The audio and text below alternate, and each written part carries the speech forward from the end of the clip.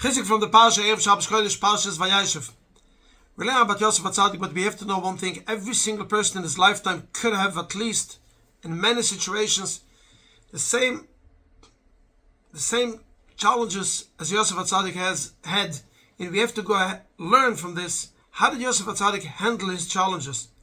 Yosef HaTzadik could have an excuse in every single thing to be doing the most terrible things in his life if he wanted to.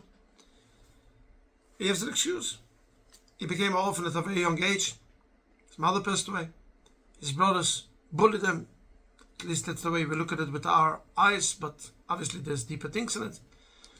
Yosef HaTzadik was in jail for no good reason, because he did the right thing. He didn't want to cheat. Yosef HaTzadik was sold for a slave. He had so much difficult situations in his life. And what do we see? In next week's Parsha, he becomes Mishnah LeMelech. He becomes second to the king. And instead of going to revenge on everyone, he's focusing on the future. He's not going back to revenge on Potiphar, to revenge on his brothers, to revenge on anyone that was involved in slavery or in his jail time. No, in jail he's smiling, he's solving people's dreams, and as a slave, Torah tells us, V'yashem God is with him. Rashi says, Shem Shomayim Sugar Al Piv. The name of Hashem is on his mouth always. Hashem put me in. That's a sign that I have to be here. I'm going to handle it the best. And that is why the word success is not mentioned in the Torah even once by anyone except by Yosef HaTzadik 3 times. And it's not mentioned when he became king. Next week in the Parsha, when he became second to the king, it doesn't say he was successful.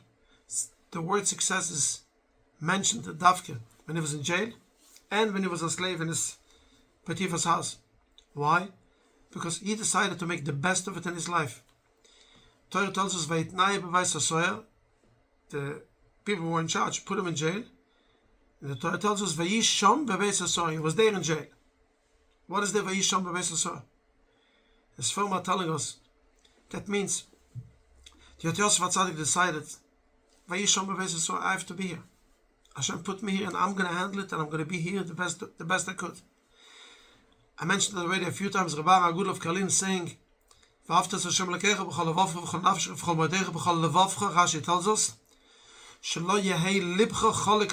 should not have an argument with God. Your heart should not have an argument with God. But Alamokim means God, Hashem. As we say by the Shiva, Mokim Menachem Eschem. But Rabban Agul says, fascinating, your heart should not have complaints Alamokim on the place where HaKadosh Baruch Hu put you in. You could have excuses. Absolutely, you could. But learn from Yosef HaTzadik. Yosef HaTzadik was a success because he chose not to have excuses. He chose to make the best of it in his lifetime, no matter what. And that is why he became king. And that is why he was one of the 7 Ishpisen. And that is why we, in our daily life, we should always learn from the challenges that Yosef HaTzadik has. Learn, grow. And that's exactly why in this week's Parsha, Vayeshev Yaakov Be'eretz Megir Yovev, Rashi tells us, Bikesh Yaakov Elisha B'Shalva. Yaakov wanted to relax.